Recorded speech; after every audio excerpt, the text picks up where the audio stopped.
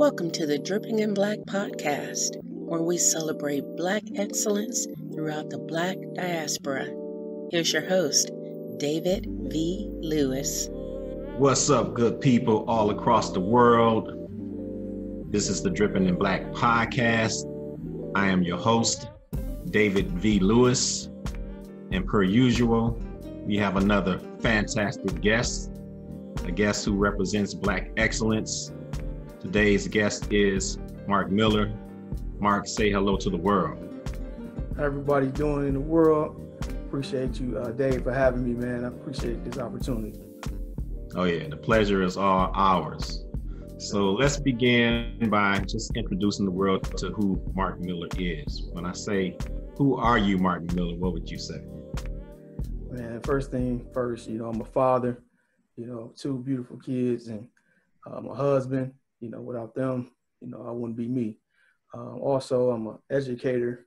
That's my bread and butter, working in the school system as a chief of student support services. I'm a businessman. I'm an entrepreneur, have multiple businesses, and I'm co-owner of Picture Me Gaming and more. So that's who I am. Yeah. Wow. That's quite a bit. You wear quite a few different hats there, right? Oh, yeah.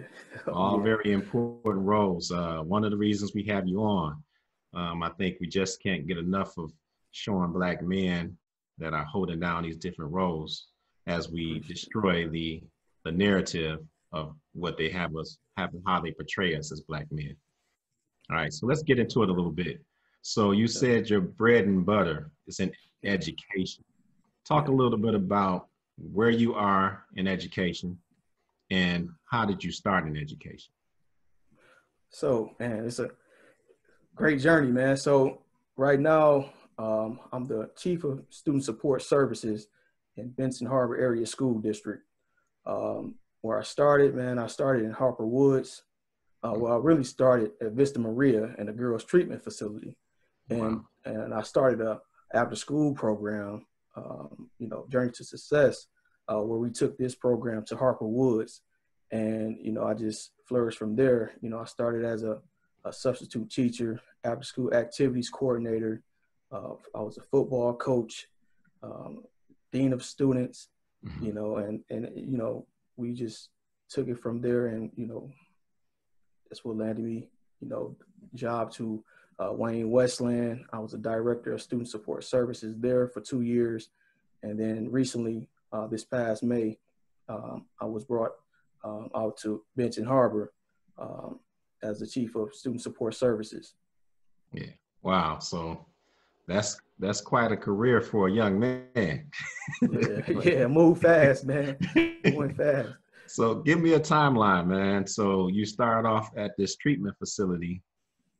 And how old are you then, and how long were you there?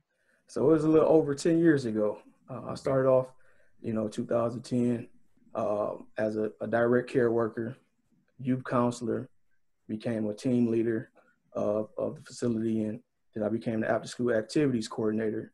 And then I was tired of seeing our kids get locked up and be in the treatment facility, man. So I said, we need to create an after school program or something for the kids.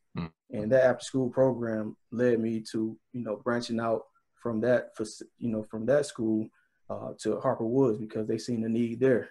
And, we just, that the after school program, it just went so far. They was like, man, we need you to be a part of the school district. We need you a part of the everyday operation. So that's how I got to Harper Woods. And like you said, I was 24 years old. A lot of people, they looked at me like, man, you like a baby, man. Before all the gray I had, they was like, man, you a who? You the athletic director. You the dean of students. So I just had to defeat the odds and just continue to do great work. I had a great mentor, good friend, Mr. Rosser. No, don't give him no credit.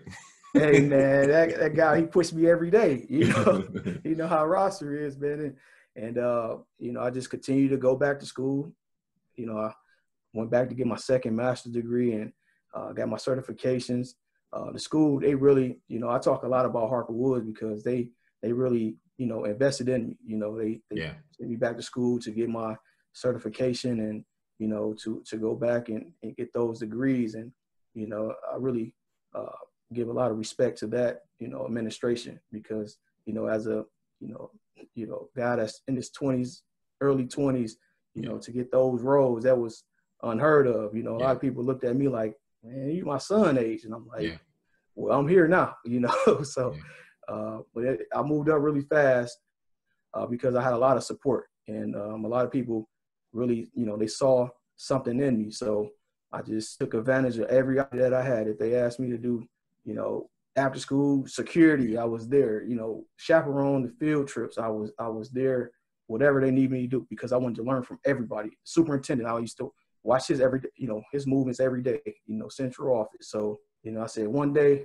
I'm going to be in central office. And people looked at me like I was crazy. But I'm like, I'm telling you, I will be in central office because I know what it takes to get there now. They should never told me, so that was my journey. A lot of people, they take 20 years to get to a spot, or 30 years. I say I can cut that in half if I just study them. I study what they do. I can cut that in half. And I was able to do that, by just, going back to get those certifications and degrees and watching my mentors and just asking for help. Like we had, I remember we did the breakfast, for brotherhood, things. And I learned a lot from you guys along the way, Yeah. Shout out to Kente Rosser, AKA Ross the Boss. Just a slight joke there, but that's a good friend of both of ours, right? So now you start off at a treatment facility, you take that program to Harper Woods, and then it leads you to the Chief of Supports Services at Benton Harbor Schools. So my question is, I got a question before that. Where are you from? I'm from Detroit, born and raised in Detroit, went to Detroit Public Schools, Malcolm X Academy, where I got a lot of my teachings from, went to Cass Tech. I graduated from there, and that's second to none. I see it in your face. And went to Saginaw Valley State on a full football scholarship, and my first master's from University of Phoenix, my MBA. So I have 2 business degrees, and my second master's in higher education and student affairs. Okay. Wow. Yeah. So at a very young age, you have 2 master's degrees. Yeah. You've played college sports, and this passion for seeing kids go on the wrong route leads you into education. And now you're in Benton Harbor. Where in the world is Benton Harbor? So Benton Harbor it's on the west side of the state of Michigan. It's less than 2 hours away from Chicago. So, it's right down 94, straight shot from Detroit. A lot of people ask me, how do you live, you work in Benton Harbor, but you live in, outside of Detroit, and I say, it's a whole bunch of sacrifice. It's a lot of sacrifice. So, and right now I live in both places really, but my family, they stay here in Detroit area. And, it takes a lot of sacrifice, and, that community, man, I love the great work that we starting to do out there. Even though it's, it's a pandemic, we are, making strides, there, and it's going to be it's going to be great in the future. Yeah. Because we're doing a lot of great things out there. What's the demographic like out there? It's about the same as Detroit. It's predominantly African American. It's not a city. It's a small town. There, everybody's related. Yeah. So it's a different dynamic. Detroit is really similar to Detroit, but it's a little different because everybody knows everybody. In Detroit, I came up on the west side of Detroit. So if in Detroit, if you had a problem with somebody, if you never went to the east side, they never will see you. But in Benton Harbor, they're going to see you. So you got to be about your word. You gotta they're gonna see you in the community. People are gonna talk. So You got to be about what you say, because they're going to hold you to it. You know, they'll catch you in the grocery store. Like, hey, remember you said you was going to do this. And I'm like, man, where you come from? You know, but they good people, though. You don't bother them. They don't bother you, you know. All right. So that's your bread and butter, as you said earlier, Yes, sir. which implies that you have something else going on in your life as well. Tell the world about that. Yeah. So that's my 9 to 5. That's my passion, and you know, it led me to my fortune is with our mobile gaming business. My family business is Picture Me Gaming and More. And Picture Me Gaming and More came about, you know, with my family. We all had our own separate things going on. We said, you know, how can we come together and have a family business to create, you know, some generational wealth, right? Yeah. Something that our kids can have, you know, when they decide to, you know, they graduate from high school, they don't have to work at McDonald's and for these other corporations, like how I had to work at Little Caesars when I was in high school. And I kind of hated every time I went in there, you know, because I'm like, I'm making, at the time it was like $5.85 an hour. Yeah. And I showed my son how much we make an hour, you know, on our gaming business. And he was like, man, like, I'm like, yeah, see, this will be yours, you know, once you turn 18. So about Picture Me Gaming and More, the business is called Picture Me Gaming. The and More part is my wife's business, my sister-in-law business as well. So we can do a whole package for a party or event. So Picture Me Gaming, we have a trailer where we have, you know, 6 TVs and 4 TVs on the inside of the trailer with PlayStation and Xbox in the inside of the trailers. And on the outside, we also have 2 TVs with PlayStation, Xbox, and we also have Nintendo Switch as well. So, you know, it's a big hit, man. The kids love it. We gonna have the PlayStation 5s on there. You know, surprise the kids this year with the PlayStation 5s on there, because I know every kid wasn't able to get that. So we're gonna make sure they had that experience, you know. So okay. So Picture Me Gaming and More. Yep. It's the family-owned business. I got a couple of questions based around this business. The first question is, I think it's kind of obvious, but I don't want to assume. Where does the idea come from to create this mobile gaming experience?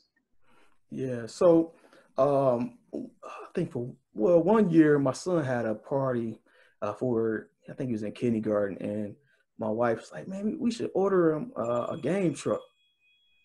And I'm like, you know, oh, yeah, that'd be a great idea, you know, to do a game truck or whatever. And so we did that. And when the person came with the business, I was like, man, this would be a great idea. Like if we had something like this. And I was just talking to the guy, you know, and he was like, yeah, man, it's not really that much, you know. So he started like, he was saying it, but he was saying like, you're not going to be able to do something like this. You know, he was just shooting prices at me like, well, it's going to cost. Look at this young guy. Then, yeah, he like, and then, you know, you got to get a truck, you got to do this. So he's kind of discouraged me, but I'm like, hey man, you will see me in a couple of years, man. We're going to get something like this. So I just sat my family down. We had, you know, we had meetings about it. And we talked about how we could put our money in to, you know, invest in something like this, because, you know, we have the money, but it's just sitting in accounts it's not making money for us, you know. So I said, you know, in the next 5 years, we can get us one of these trailers. So we did our research on it to see how much it would cost, you know, us, you know, if we bought it, you know, 3 years, or we like a house, you know, like a mortgage on it or whatever. So we factor all the numbers. Everybody had their part, you know, and then, you know, we just did it. We was like, let's do it. And last year was the year that we was able to pay it all off. And you know, so now we full ownership, you know. Wow. It's all in the family now. It all comes to us, you know. So yeah. So it's some great stuff there I want to dig into, because I think if we can tap into how somebody like you feels confident to start a business, right? Because I think you were talking earlier about, the treatment facility and the different paths that kids were going down. A lot of times those kids don't have that belief that they can create something like that. So where does that come from? This belief that you have that, you're talking to a guy that's got it, the guy's discouraging you, saying you can't do it, basically, while telling you what it's all about, and you still believing that you can do it. Where did that come from? So the confidence came from me growing up, in Detroit on the west side, and lived in a tough neighborhood, grew up in a tough neighborhood on Finkel. And a lot of people told me, and a lot of people that looked like me, that they couldn't do something, and I always defeated the odds by, if somebody say you can't do something, I'm going to try my hardest to make sure it happened, like with sports. I was in sports ever since I was a little kid, probably about 5 or 6 years old. And people said, oh, you'll never be good in basketball. You're too short to play basketball. I said, okay, I'm going to do it. Football, you're not tough enough. You're not going to play football in college or make it to the pros or anything like that.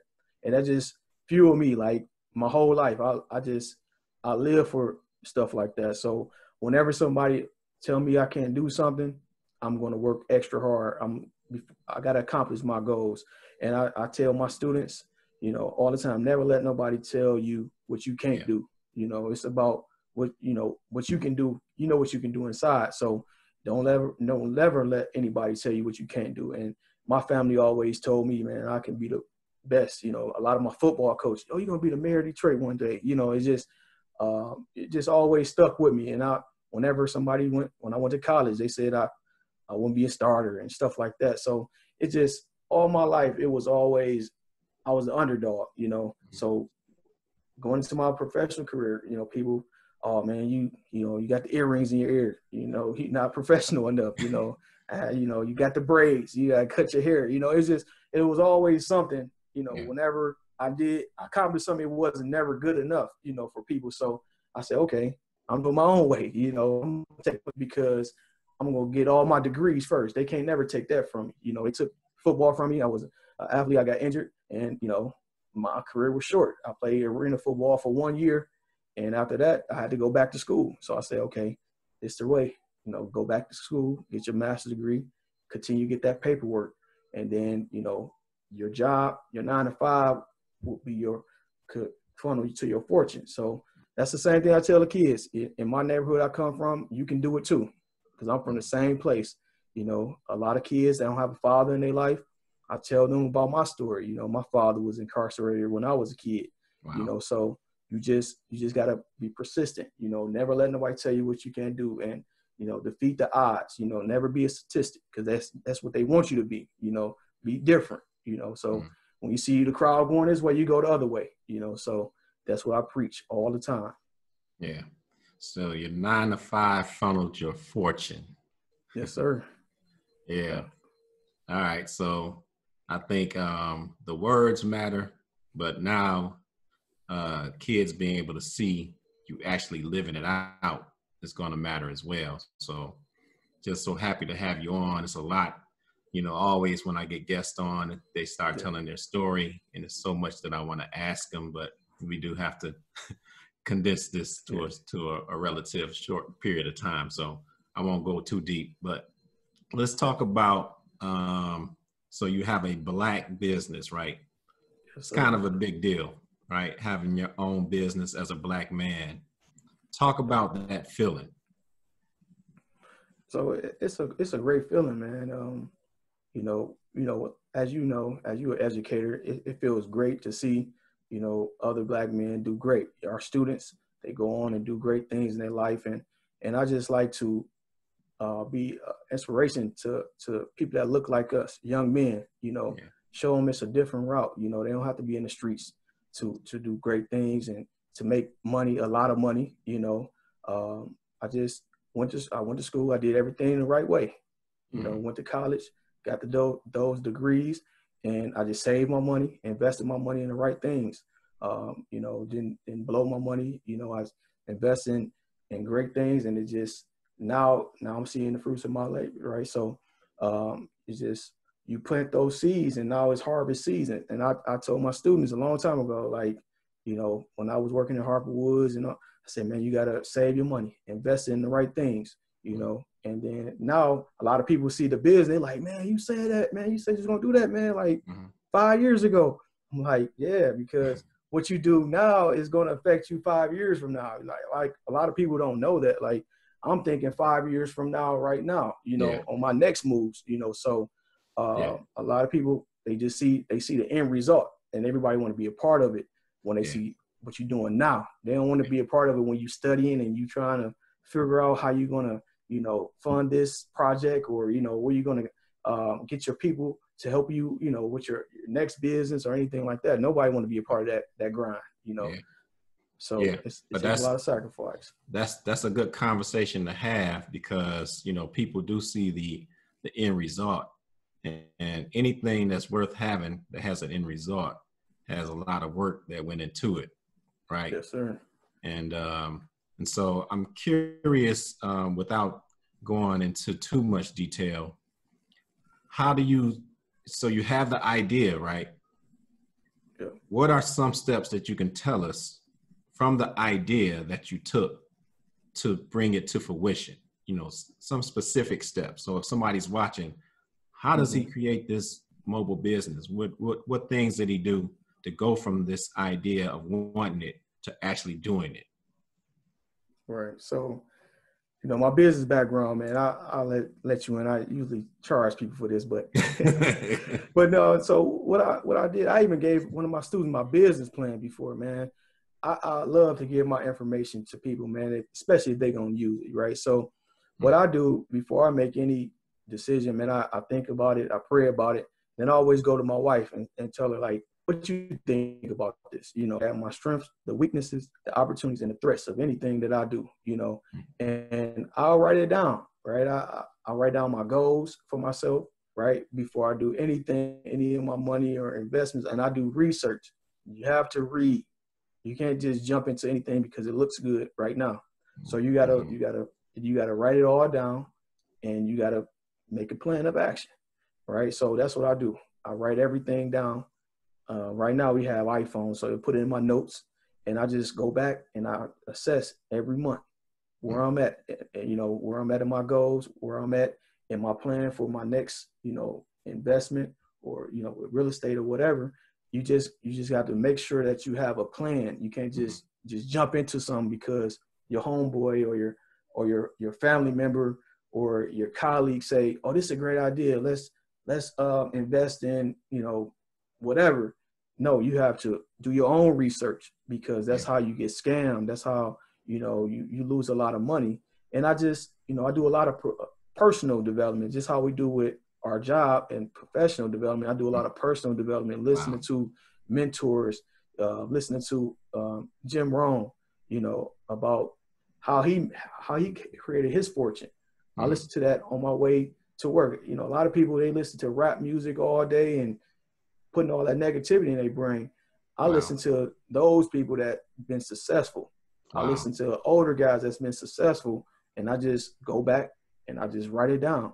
Because if you wrote a book and you tell me you got rich over 10 years and you say, man, when you gonna get the book? I'm gonna buy your book tomorrow, like the next day, because that's the, as we say, that's the cheat code, man. Like, it's not that hard. You just gotta make sure you make a plan, and then you gotta go about it. Like, it's a process. You gotta trust the process. Yeah. And the beauty of a plan is, as you are knocking off some of those action steps, you can actually see you progressing towards that goal, right? Yeah. All right. So I'll stop there because I don't want to get charged for anything else. No, you my guy, man. You're good people, man. All right. But so you have this mobile gaming business. What are some challenges that you face in that world? So the challenges of the gaming business, I would say, is, you know, having the staff, right? Like, you can't do it all by yourself, right? You know, you need, you know, help to do 5 or 6 parties a weekend, you know? So what I did, you know, instead of going out in hiring strangers. You know, I hired my family members. I hired my little cousins to do the operations on the bus. I have my son. He works on the trailer with me. Also, you know, you just sometimes things go wrong, right? That you don't see. You know, Yeah. my generator went out. You know, so you have to have extra. You have to have emergency funds for things like that. Yeah. I had to buy a truck. You know, because you can't just rent, you know, trucks all the time. So you had to invest in that. You know, so it's just other little things. You know, like wear and tear on it on the trailer that you don't know about, like the floor had a hole. I had to get that fixed. Just little small things, but the major thing is you have to have a team. Mm-hmm. You can't do it by yourself. If you want to grow your business, just realize that we need a team. So we have a great team with Picture Me Gaming and more. I have my wife. She does all the phone calls. She like the receptionist for the business. So her phone number is right on the side of the truck. She really didn't like that idea, but you know, she does a great job of that. My sister-in-law, she's the invoice specialist. You know, she does the marketing and things like that with our social media page. My cousin, he does the operations. He works with the kids on the bus and everything. Yeah. So I have my nephew. He also works on the trailer as well when he's back from college. And I have my son. He's a young CEO. He know how to run the whole operations of the business. So that's my team, and we've been doing a great job this past year in business together. Yeah, that's powerful, man. It's a great concept because, you know, the family's helping you out with the staff you need, but you're helping them out by lining their pockets. Everybody's winning, right, with that team effort. So just a beautiful concept. Everybody eats. Everybody eats. Everybody eats, man. All right, so we're gonna have to wind it down there. We want to thank you for coming out. We do have one question that we always ask our guests before we have them leave us, and that is, have you ever been on the cover of a magazine? I don't think I've been on the cover of a magazine. I've been in a magazine before. You have. Yeah. Do you remember what magazine you were in?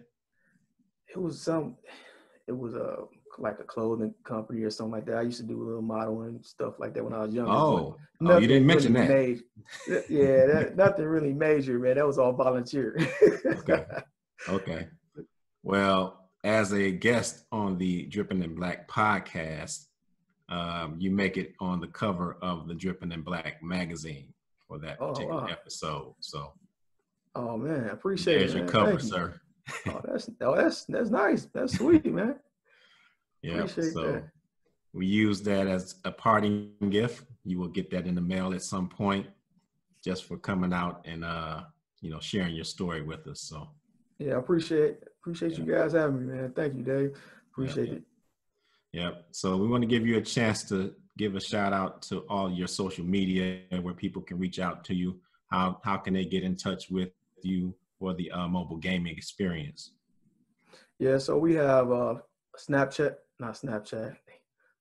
We have Instagram, Picture Me Gaming and More, and we have a Facebook page as well, Picture Me Gaming and More. And you can reach us at 313-461-6383 for bookings. Mm-hmm. Yeah. The Facebook page and the Instagram page, can people contact you through those pages as well, or that's just there for them to see what's going on? Yeah, they can always send messages on Instagram, and then on Facebook, it's a place where you can put in for a request for a booking. Okay. But we would always contact. We have someone that works the social media pages, so they will contact the person whenever they request for a day and time for one of the parties or a booking. All right. Want to thank you for coming out. One last question before we have you leave. If you had a wish, you got the fortune working now, right? Everything's paid off. What's the next level for Picture Me Gaming and More? So next level, man, is to expand business. to expand to the west side of the state. They asking me to expand over there and bring something like this to Benton Harbor. So that's the goal, and also, yeah, and we're gonna go across the country with the business. That's the goal. Me and my family been sitting down talking about some different ideas. So that's what the future looks like for Picture Me Gaming and more. All right, man. Well, I'm excited for you, man. I know that you got that goal written down. I know that it's going to come to fruition in the not too distant future, probably next year, knowing you with the way things do exponentially with you. But we look forward to what the future holds for you. And we thank you again for coming out. All right. We want to ask everybody to stay tuned. The final segment is the last drip. So hang on for that. Thanks again to Mark Miller for coming out. Up next, the last drip.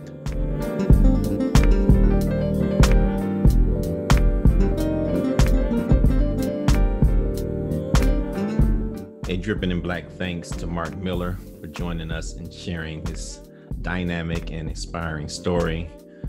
Such a great young man who has accomplished a lot and is driven to achieve more in the future. We look forward to seeing what he accomplishes next. However, we have reached the final segment of our podcast called The Last Drip. The Last Drip is the last opportunity for us to squeeze in a bit more of Black excellence for you. In this final segment, we highlight a common thread between our guest and our vast and rich African-American history. Inspired by Miller's entrepreneurial success in the gaming industry, the focus of this episode's last drip takes us to a Black unsung pioneer of the gaming world. Born in 1940 in New York City, our subject, Jerry Lawson, was inspired as a child by the work of the great George Washington Carver. As Lawson grew, he dabbled in electronics, made money repairing televisions, before he attended both Queens College and the City College of New York during the 1960s. In the 1970s, he was one of only 2 Black members of the Homebrew Computer Club in Silicon Valley. During this time, Lawson invented an early coin-operated arcade game, Demolition Derby. In 1976, Lawson worked as Director of Engineering and Marketing at the computer firm Fairchild Semiconductor. At this firm, he helped develop the Fairchild Channel F, which was the first home video game system with interchangeable games. This system enabled users to insert different cartridges to store new games. This innovation allowed people to play a variety of games in their homes and paved the way for future gaming systems such as the Atari 2600, Nintendo, Xbox, and PlayStation. Lawson was a Black engineer who was a trailblazer in the world of electronics in general, and in particular, electronic gaming. In March 2011, Lawson was honored as an industry pioneer by the International Game Developers Association. It is the great work of Jerry Lawson that made it possible for a young man named Mark Miller to build generational wealth for his family with his mobile gaming truck business. It is also our honor to recognize Jerry Lawson's trailblazing career by making him this episode's last drip. For more on Jerry Lawson, check out biography.com, blackpast.org, and usatoday.com. My thanks to all of these websites for the knowledge.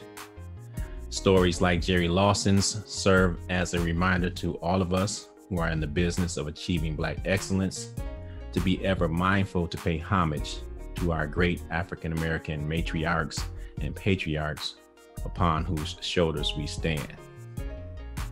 And you know by now, I encourage everybody that's listening and watching to dig into our rich and vast African-American history. and learn something about our contributions to the world. And as always, I ask that you consider being good, right? It is a choice that we make. All right, be good, be good, be good.